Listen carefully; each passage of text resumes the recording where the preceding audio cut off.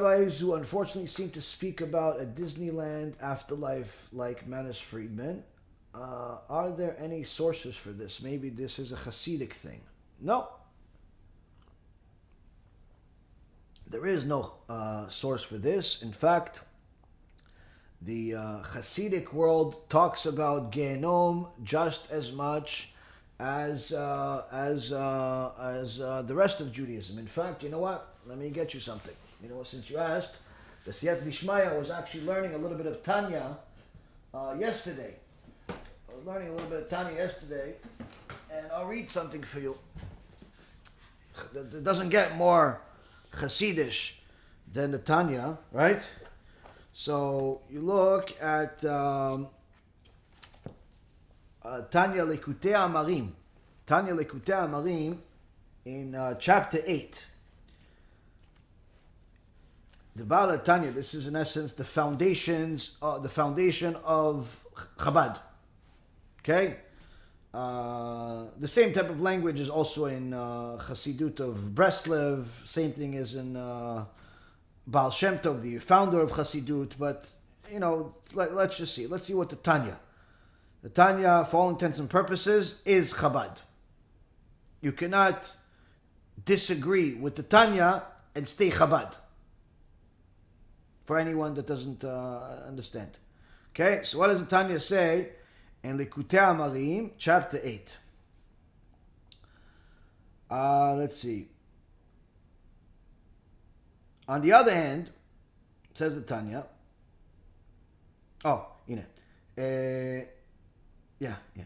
the other hand, the evil impulse and the craving force after permissible things to satisfy an appetite is a demon of the Jewish demons, for it can be reverted to holiness, as it explained above.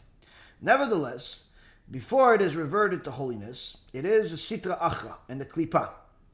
And even afterwards, a trace of it remains attached to the body, since from each item of food and drink are immediately formed blood and flesh of his flesh. In so many words, he's talking about how a person, when he makes certain sins by eating certain foods or taking certain actions, this impacts his neshama, his soul, and his body, and so on. So what happens then? That's why the Tanya says, I'm reading you word for word here. I'll even read you the Hebrew too. צריך הגוף לחיבוט הקבר, לנקותו ולתארו מטומאתו שקיבל בהנאת עולם הזה, ותענוגיו מטומאת קליפת נוגה ושדין יהוידין. אף על פי כן, מי שלא נהנה מעולם הזה, כל ימיו כרבנו הקדוש, ועל דברים בטלים בהיתר כגון עם הארץ שאינו יכול ללמוד, צריך לתאר נפשו מטומאה זו, דקליפה זו, על ידי גלגולה בכף הקלע. כמו שכתוב בזוהר פרשת בשלח דף נ"ט. אבל לדיבורים אסורים, כמו ליצנות ולשון הרע, וכיוצא בהן שהן משלוש קליפות הטמעות לגמרי, אין כף הקלע לבדו מועיל לתאר ולהעביר טומאתו מהנפש, רק צריכה לירד לגיהנום. וכן, מי שאפשר לו לעסוק בתורה ועוסק בדברים בטלים, אין כף הקלע לבדו מועיל לנפשו, למרכה ולזקקה רק עונשים חמורים, שמענישים על ביטול תורה בפרטות, מלבד עונש הכללי, לכל ביטול מחמת עצלות בגיהנום של שלג, כמבואר, וכן העוסק okay, so let's read the English already. This is why Hasidut, Likutei Amarim, Tanya, chapter 8. This is why the body must undergo Kaf Akela, the purgatory of the grave, in order to cleanse itself and purify itself of its uncleanliness, which it has received from the enjoyment of mundane things and pleasures, which are derived from the uncleanliness of the Klipat Noga and of the Jewish demons. Only one who has derived no enjoyment from this world all of his life, as was the case of our saintly master, Rabbi Yehuda Nasi, is spared from this.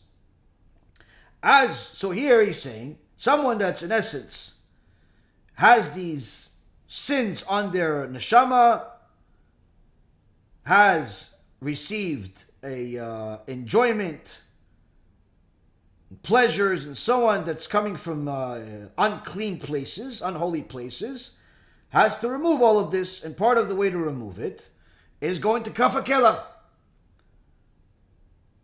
Fine. So is that for big people assume, oh, this is for big sins. That's probably if he violated Shabbat, he ate pig, he did this, he did that, right? Okay, let's see what else he says. As for innocent idle chatter, such as in the case of an ignoramus who cannot study Torah. Here, he's not talking about forbidden speech. He's talking about permissible speech. But it's a waste of words. Like, you're just talking nonsense. Why? You're not such a smart person. You can't learn Torah. You can't sit there for a few hours and learn Torah. That's the reason. So what happens with your waste of conversation? As for the idle chatter, says the Tanya, such as in the case of an ignoramus who cannot study, he must undergo a cleansing of his soul to rid it of the uncleanliness of the klipa through it being rolled in kafakela, as it's stated in the Zohar Parashat Beshalach, page 59. But within regards to forbidden speech, such as scoffing, slander, and the like, which stem from the three completely unclean klipot, kafakela alone does not suffice to cleanse and remove the uncleanliness of the soul, and it must descend to Gehinom, purgatory. So too he is able to engage in the Torah, but occupies himself instead with frivolous things.